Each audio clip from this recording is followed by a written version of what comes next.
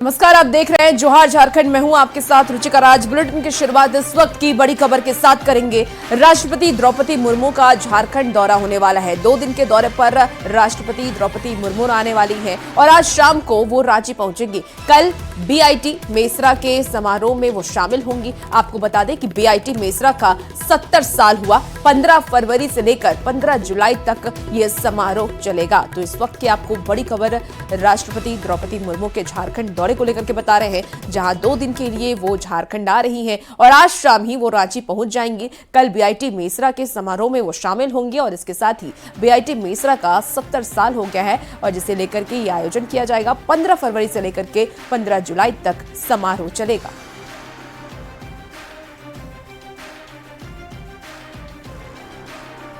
ये दौरे पर राष्ट्रपति द्रौपदी मुर्मू आज रांची पहुंच रही है। बेंगलोर से सीधे रांची बिरसा मुंडा एयरपोर्ट पहुंचेगी और वहां से राजभवन आएगी और रात्रि विश्राम यहीं करेगी। हालांकि रात्रि विश्राम से पहले वो कई गणमान्य व्यक्तियों से भी मुलाकात करेगी और कल यहीं से रवाना होगी बीआईटी मेसरा में प्लेटिनम समारोह में। निश्चित तौर पर राष्ट्रपति का यह आगमन लगातार हो रहा है और देखें, इससे पहले भी वह यहाँ आई थी और आज रात्रि विश्राम करेगी। निश्चित तौर पर सीधे अगर हम बात करें तो लगातार उनका झारखंड दौरा हो रहा है और इसी राजभवन में वह 5 साल तक बतौर राज्यपाल पद पर रही थी और इस राजभवन से राष्ट्रपति द्रौपदी मुर्मू का लगाव रहा है। अगर हम बात करें तो कल बीआईटी मेसरा के प्लेटिनम समारोह में वह शिरकत करेंगी और वहां फैकल्टी से और वहां के जो स्टूडेंट्स हैं उनसे वो रूबरू होंगी। एक बहुत बड़ी उपलब्धि है, चूंकि बीआईटी मेसरा अपने आप में एक कहे तो देश में उसका नाम है और यहाँ से कई स्टूडेंट्स पढ़कर कर देश विदेश में अपना नाम रोशन किया है। कैमरामैन प्रभाकर के साथ निरंजन, न्यूज 18 रांची। राष्ट्रपति द्रौपदी मुर्मू का झारखंड दौरे से बीजेपी काफी उत्साहित है। वहीं जेएमएम और कांग्रेस ने भी राष्ट्रपति का स्वागत किया है।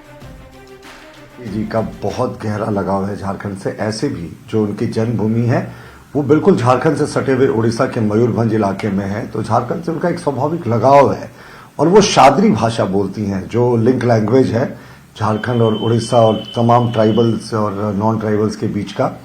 तो झारखंड से उनका लगाव ही है जो वो कार्यक्रम के एक दिन पहले ही पहुंच रही हैं और झारखंड से उनका गहरा लगाव ये दिखाता। पहली आदिवासी बेटी है जो राष्ट्रपति के पद पर विराजमान हुई है और उनका जब भी कोई झारखंड का व्यक्ति उनसे मिलने जाता है तो जो उनका स्वाभाविक लगाव होता है वो देखते ही बनता है। तो हमें गर्व है कि हमारी ही बेटी आज देश के सर्वोच्च पद पर जो है वो विराजमान है। बिरसा मुंडा सिद्धो कान्हू शिबू सोरेन की इस धरती पर हमारे महामहिम राष्ट्रपति द्रौपदी मुर्मू जी का हार्दिक अभिनंदन, स्वागत। बहुत प्रसन्नता महसूस होती है जब वो उस धरती पर आती है, क्योंकि उनका एक लगाव है झारखंड से और बहुत लंबे दिनों तक यहां राज्यपाल रहने के दौरान एक संवेदनशील महिला, एक संवेदनशील राज्यपाल और आज की तारीख में एक संवेदनशील राष्ट्रपति। निश्चित रूप से प्रसन्नता होती है और झारखंड का यह दौरा वो यहाँ के समस्याओं से रूबरू होंगी और मुझे लगता है उनके स्तर से जो कुछ भी झारखंड उनके स्तर से लाभान्वित हो सकता है वो जरूर लाभ मिलेगा। भगवान बिरसा मुंडा की पवित्र पावन भूमि पर महामहिम का आगमन हो रहा है। स्वाभाविक तौर पे ये खुशी की बात है, ये हर्ष की बात है। झारखंड के लिए भी ये गौरव की बात है कि महामहिम का दौरा, 2 दिवसीय दौरा जो है झारखंड में आयोजित है। हमें यह लगता है कि महामहिम यहाँ की राज्यपाल भी रही हैं, तो झारखंड से उनका एक पुराना नाता भी रहा है।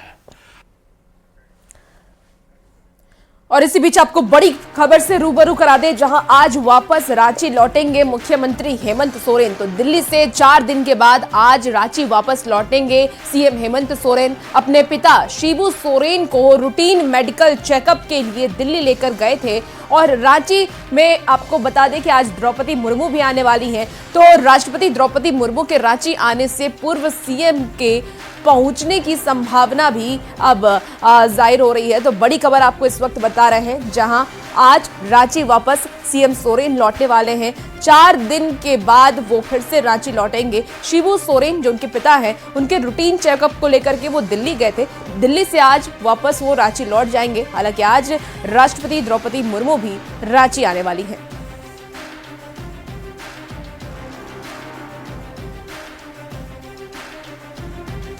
और बीजेपी विधायक दल के नेता का चयन में देरी को लेकर के जेएमएम और कांग्रेस बीजेपी पर हमलावर है।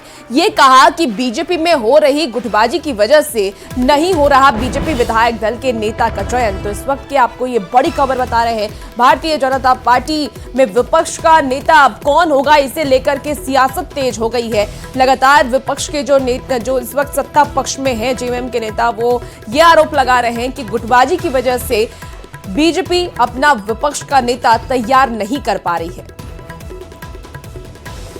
21 विधायकों में चुनना है आपको, वो भी आप नहीं चुन पा रहे हैं। सुप्रीम कोर्ट ने आपको निर्देश दिया है, उसके बावजूद आप लगातार अवमानना कर रहे हैं सुप्रीम कोर्ट का। क्या परेशानी है ये तो भाजपा के लोग ही बता पाएंगे, लेकिन जो समझ में आता है, इतना ज्यादा गुटबाजी, इतना ज्यादा मतभेद, मनभेद, उहापोह की स्थिति, क्या उनके आला कमान के नजर में कोई लायक व्यक्ति नहीं है? क्या उनके आला कमान के नजर में सभी इस पद के काबिल नहीं है? हम लोग तो समझते हैं कि हैं 2-4 लोग जो लॉयल हैं पार्टी के, जो दल बदलू नहीं है, फिर भी ये विलंब समझ से परे। तो जब आयातित नेताओं के बदौलत संगठन और पार्टी चलाओगे तो स्वाभाविक तौर पे नेता चुनने में परेशानी तो होगी, क्योंकि तब सब लोग नेता हैं। अब हमें लगता है कि भारतीय जनता पार्टी विश्व की सबसे बड़ी पार्टी बनने का जो वादा करती है, दम भरती है, उसका खोखलापन तो नजर आ रहा है। जहां ये चुनाव जीतते हैं वहां मुख्यमंत्री का उम्मीदवार इनको खोजने में समय लगता है, और जहां ये चुनाव हारते हैं वहां न्यायालय को अपना विधायक दल का नेता चुनने के लिए हस्तक्षेप करना पड़ता है। इसका यह मतलब है कि अब मोदी जी का नेतृत्व भारतीय जनता पार्टी के विधायक भी धीरे धीरे मानने को तैयार नहीं है। और इसी बीच आपको बड़ी खबर बताएं, जहां बीजेपी विधायक दल के नेता का चयन जल्द होगा। बजट सत्र से पहले घोषणा की उम्मीद जताई जा रही है। बीजेपी प्रवक्ता प्रफुल्ल शाहदेव ने यह कहा कि शीर्ष नेताओं की व्यस्तता की वजह से विधायक दल के नेता के चयन में विलंब हुआ। पार्टी के अंदर चर्चा चल रही है कि प्रदेश अध्यक्ष और विधायक दल में से एक ट्राइबल और एक नॉन ट्राइबल नेता को जिम्मेवारी सौंपी जाएगी। ताकझां करने से पहले उनको इस बात पर गहन चिंतन करना चाहिए कि उन्होंने जो बड़ी बड़ी सौगातों की घोषणा की थी चुनाव जीतने के लिए, जिस 2.5 लाख करोड़ रुपए के आसपास का उसका वार्षिक बजट होता है, उसका इंतजाम कहां से करेंगे। अभी इनकी मैया समान योजना ही खटाई में पड़ गई है। एक किश्त अभी भी इनका ड्यू है, कह रहे बार बार कि 2 किश्त एक साथ देंगे। और जहां तक नेता प्रतिपक्ष की आवश्यकता है, तो भाई कुछ संवैधानिक जरूरतें होती हैं जिनको, जैसे सूचना आयोग और लोकायुक्त, उनमें नियुक्ति के लिए अगर इनको नेता प्रतिपक्ष की आवश्यकता थी, तो नेता प्रतिपक्ष के रूप में बाबूलाल मरांडी जी के मामले को 3 वर्ष तक क्यों लटका कर रखा। राज्यसभा में वक्फ बिल पर जेपीसी की रिपोर्ट पेश होने के बाद अब सियासत गर्माती जा रही है। जेएमएम ने रिपोर्ट को ही असंवैधानिक बताया है। उन्होंने यह आरोप लगाया कि केंद्र सरकार धार्मिक आस्था और विश्वास के साथ खिलवाड़ कर रही है। लग जाएगा, कोई व्यक्ति अब अपना ये भी फर्ज नहीं निभाएगा ऊपर वाले के प्रति कि उसके हर धर्म में लिखा हुआ है दया है, दान है, पुण्य है, पाप है, हर चीज तो डिफाइंड है। तो अब उस पर भी विश्वास के साथ भी आप खिलवाड़ करेंगे तो कैसा हो। कांग्रेस प्रवक्ता किशोर नाथ शाहदेव ने यह कहा कि पिछली सरकार ने बेहतर काम किया था, इसलिए जनता ने दोबारा चुनकर भेजा। उन्होंने ये भी कहा कि बीजेपी से राज्य सरकार को सर्टिफिकेट की जरूरत नहीं है। किए गए वादे को पूरा किया, तभी वो हमको दोबारा जनता ने मौका दिया है आने वाले 5 वर्षों तक सरकार चलाने के लिए। तो बीजेपी क्या कहती है इससे मतलब नहीं है। जनता ने हमें सर्टिफिकेट दे दिया है और हम झारखंड की जनता को आश्वस्त करते हैं कि आने वाले 5 वर्षों में हम अपने चुनावी वादा को पूरा करेंगे, सभी को राहत पहुंचाने का काम करेंगे। और इस बीच बड़ी खबर आपको जमशेदपुर से बता दें, जहां दलमा जंगल में फिर पहुंचा है बाघ। तो इस वक्त की आपको बड़ी खबर बता रहे हैं, जहां वन विभाग के ट्रैप कैमरे में बाघ की तस्वीर कैद हुई। चकुलिया से दलमा पहुंचा है बाघ। जमशेदपुर से आपको बड़ी खबर बता रहे हैं, जहां ट्रैप कैमरे में बाघ की तस्वीर कैद हुई है। जानकारों का यह भी कहना है कि ये सुखद संकेत है, बाघ को अब दलमा जंगल रास आने लगा है। वहीं वन विभाग की टीम लगातार बाघ का पीछा कर रही है। आपको बता दें कि फिलहाल इसको लेकर के वन विभाग भी अलर्ट मोड पर है और कई दिशा निर्देश भी दिए गए हैं। चांडिल 21 तारीख को चांडिल में आया था पहली बार, फिर दलमा होते हुए घाटशिला बुरुडी डैम होते हुए वो बंगाल के पुरुलिया और झारग्राम डिस्ट्रिक्ट में गया था। फिर वो दोबारा हमारे क्षेत्र में आया है, दलमा वन्य प्राणी आश्रय में आया है और हम लोग उसकी मॉनिटरिंग कर रहे हैं। और बाघ बिल्कुल शाही एनिमल है और वो ह्यूमन हैबिटेशन को अवॉइड करता है। बहुत ही कम चांसेस है कि वो लोगों को मतलब परेशान करे। बड़ी खबर जमशेदपुर से बता रहे हैं, जहां जादूगोड़ा थाना क्षेत्र में दिखा है तेज रफ्तार का कहर। तो ट्रैक्टर ने स्कूटी को टक्कर मार दी और इस जोरदार टक्कर के बाद अनियंत्रित ट्रैक्टर दुकान में जा घुसी। घटना स्थल पर स्कूटी सवार की दर्दनाक मौत हो गई। आपको बता दें कि दुकान के पास खड़े 2 लोग गंभीर रूप से घायल हो गए। तस्वीरें इस वक्त टीवी स्क्रीन पर आप देख पा रहे हैं। इस घटना की ये तस्वीर है। मौत की पूरी जो घटना है वो सीसीटीवी में कैद हो गई। ट्रैक्टर चालक ट्रैक्टर छोड़ करके वहां से फरार हो गया। मौके पर पहुंची पुलिस ने ट्रैक्टर को जब्त कर आगे की जांच शुरू कर दी है। और ये तस्वीर सीसीटीवी कैमरे की तस्वीर आप देखिए, किसी भीषण टक्कर हुई है और इस टक्कर की वजह से स्कूटी सवार की मौके पर ही मौत हो गई। और झारखंड सरकार के मंत्री हफीजुल हसन माधोपुर में हत्या मामले में मृतक शिक्षक के परिवार से मुलाकात की। शव के साथ अंबेडकर चौक पर मृतक संजय कुमार दास के परिवार के लोग धरना दे रहे थे। आपको बता दें कि मंत्री ने मृतक के अंतिम दर्शन करते हुए श्रद्धांजलि अर्पित की और इस मौके पर उन्होंने 10 दिन के भीतर माधोपुर में ड्रग्स चोरी, बमबाजी और गोलीबारी की घटना पर पूरी तरीके से नकेल कसने का वादा किया। साथ ही अपराध मुक्त वातावरण बनाने के लिए बेहतर पुलिसिंग पर भी उन्होंने जोर दिया। कि मैं 10 दिन के अंदर मधुपुर का जो इधर उधर का छोटी मोटी जो घटना या ड्रग्स का है या ये है या चोरी है, इस सब में मैं तो रोक लगा दूंगा और एक ऐसा माहौल यहाँ बनाऊंगा कि किसी को बाहरी आदमी को घुसने में मधुपुर में दस्तक है। और मैं पब्लिक से भी बात। स्वास्थ्य मंत्री डॉक्टर इरफान अंसारी धरना स्थल पर पहुंचे और संजय दास के परिजनों से उन्होंने मुलाकात की। मुलाकात कर आरोपियों पर सख्त कार्रवाई का आश्वासन भी इरफान अंसारी देते नजर आए।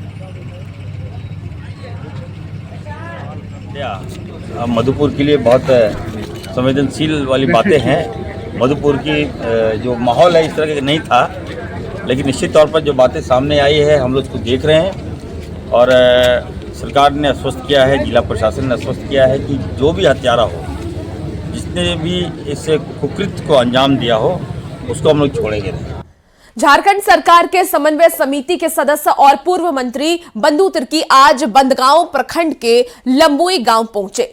लंबुई पहुंचने पर बरसाइत समुदाय के लोगों ने पारंपरिक तरीके से उनका स्वागत किया। पूर्व मंत्री ने यहां जनता दरबार लगाकर लोगों की समस्या को भी सुना और इस दौरान ग्रामीणों ने सड़क, चापाकल, आवास, पेंशन जैसे समस्याओं से बंधु तिर्की को अवगत कराया। आपको बता दें कि पूर्व मंत्री ने लोगों को संबोधित करते हुए ये भी कहा कि यहां आने का मकसद आप लोगों के साथ मिलने और यहां की समस्याओं को मिशन मोड में समाधान करने का है।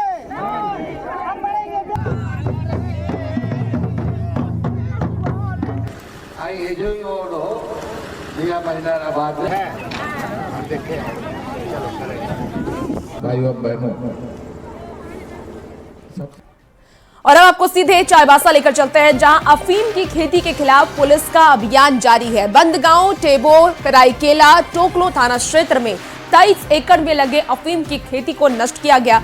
पुलिस ने टेबो और बंदगांव थाना क्षेत्र में 16 एकड़ में लगे अवैध अफीम की खेती को नष्ट किया, जबकि जागरूकता अभियान से प्रभावित होकर टोकलो थाना क्षेत्र में ग्रामीणों ने 7 एकड़ में लगे जो अवैध अफीम की खेती चल रही थी उसे नष्ट किया। जिले में अब तक 400 एकड़ से अधिक क्षेत्र में लगे अवैध अफीम की खेती को नष्ट किया गया है।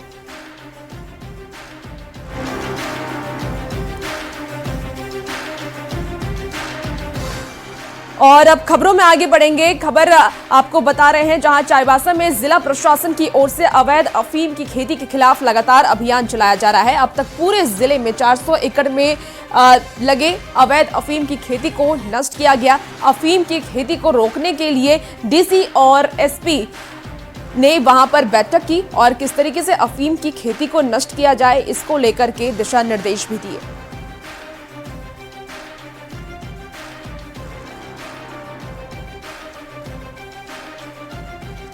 और अब आपको सीधे अरवल लेकर